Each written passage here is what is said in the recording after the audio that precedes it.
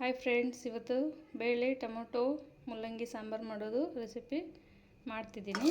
ಸ್ವಲ್ಪ ಮೊದಲಿಗೆ ಬೇಳೆ ತೊಳೆದು ಇಟ್ಟಿದ್ದೀನಿ ನೋಡಿ. ಒಂದು ಈ ಅಳತೆಗೆ ತೊಗೊಂಡಿದ್ದೀನಿ ನಾನು. ನೆಕ್ಸ್ಟು ಅದ್ರ ಜೊತೆಗೇ ಮುಲ್ಲಂಗಿ ಹಾಕ್ಕೊಂಬಿಡೋಣ. 2 ರಿಂದ 3 ಮುಲ್ಲಂಗಿ ತೊಗೊಂಡಿದ್ದೀನಿ. ನಮ್ಮ 3 ಜನ ಕ್ವಾಂಟಿಟಿಗೆ ಮಾಡ್ತಾಯಿದ್ದೀನಿ. ಹಾಗೆ ಅದಕ್ಕೆ ಟೊಮೆಟೊನೂ ಆ್ಯಡ್ ಮಾಡ್ಕೊಳ್ಳೋಣ.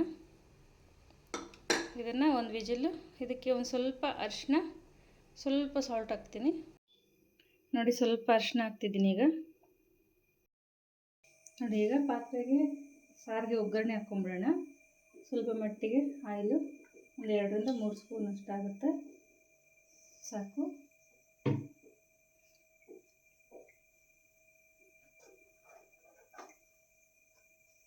ಅದಕ್ಕೆ ಸ್ವಲ್ಪ ಸಾಸಿವೆ ಸಿಡಿಲಿ, ಜೊತೆಗೆ ಸ್ವಲ್ಪ ಜೀರಿಗೆ,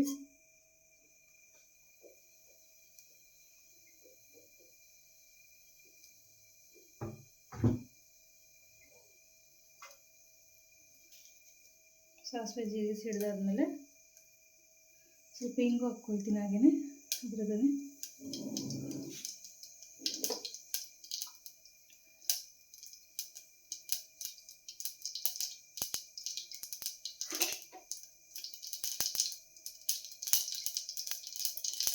ಸಾಸಿವೆ ಜೀರಿಗೆ ಸಿಡಿದಾದ್ಮೇಲೆ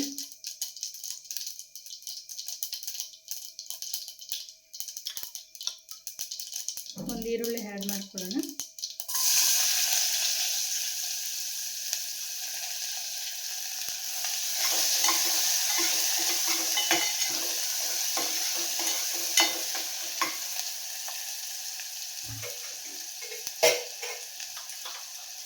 ಇದಕ್ಕೆ ಸ್ವಲ್ಪ ಬೆಳ್ಳುಳ್ಳಿ,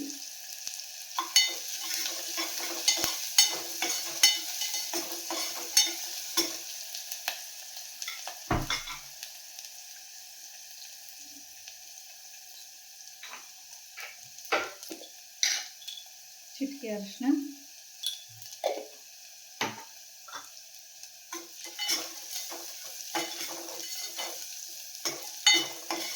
ಬೇಳೆ ಮುಲ್ಲಂಗಿ ಟೊಮೊಟೊ ಬೇಯಿಸ್ಕೊಂಡಿದ್ದೀವಲ್ಲ, ಅದಕ್ಕೆ ಒಗ್ಗರಣೆ ಕೊಡ್ತಾ ಇದ್ದೀನಿ.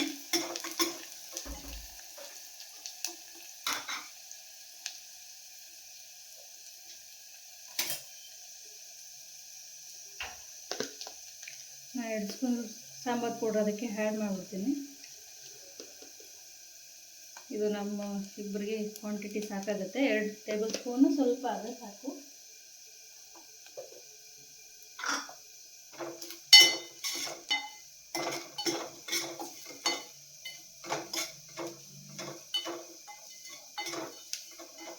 ಇದಾಗಿದೆ ಒಗ್ಗರಣೆ. ಕುಕ್ಕರಲ್ಲಿ ತಗೊಂಡು ಅದಕ್ಕೆ ಆ್ಯಡ್ ಮಾಡ್ಕೊಳ್ಳೋಣ. ಈ ಥರ ಒಗ್ಗರಣೆ ಕೊಟ್ಕೊಂಡು ಮಾಡಿಕೊಂಡ್ರೆ ಇದೊಂಥರ ಟೇಸ್ಟ್ ಚೆನ್ನಾಗಿ ಬರುತ್ತೆ ಫ್ರೆಂಡ್ಸ್.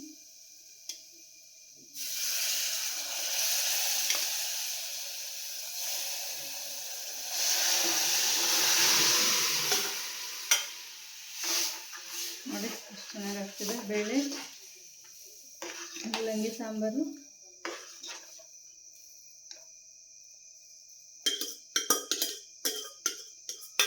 ವಾಟರ್ ನಾನು ಕರೆಕ್ಟಾಗಿ ಕ್ವಾಂಟಿಟಿ ಇಟ್ಕೊಂಡಿದ್ದೀನಿ. ಸ್ವಲ್ಪ ಸಾಲ್ಟ್ ಹಾಕ್ಕೊಂಡ್ರೆ ಈಗ ರೆಡಿ ಆಗುತ್ತೆ. ನಿಮಗೆ ರುಚಿಗೆ ತಕ್ಕಷ್ಟು ಸಾಲ್ಟ್ ಹಾಕ್ಕೊಳ್ಳಿ. ಬೇಳೆ ಮುಲ್ಲಂಗಿ ಸಾರು ತುಂಬ ಚೆನ್ನಾಗಿರುತ್ತೆ. ಮನೇಲಿ ಒಂದ್ಸಲಿ ನೀವು ಒಂದ್ಸಲಿ ಟ್ರೈ ಮಾಡಿ ಇದೇ ಥರ.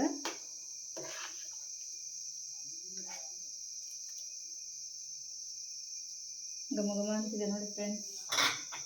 ತಪ್ಪದೆ ನೀವು ಮನೇಲಿ ಟ್ರೈ ಮಾಡಿ. ಸಾಂಬಾರು ಕುದ್ದಿದೆ.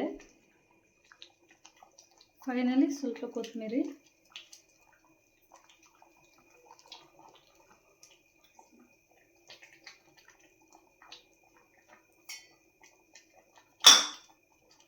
ನೋಡಿ ಎಷ್ಟು ಸೊಗಸಾಗಿದೆ. ಬಿಸಿ ಅನ್ನಕ್ಕೆ ಬೇಳೆ ಸಾಂಬಾರು ರುಚಿಯಾಗಿರುತ್ತೆ. ಈಗ ಇದನ್ನು ಸರ್ವ್ ಮಾಡೋಣ.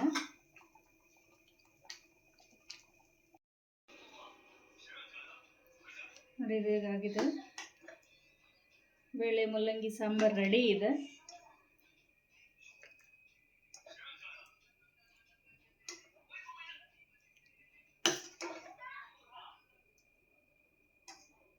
ಹಾಯ್ ಫ್ರೆಂಡ್ಸ್, ಬನ್ನಿ ಟೇಸ್ಟ್ ನೋಡಿ.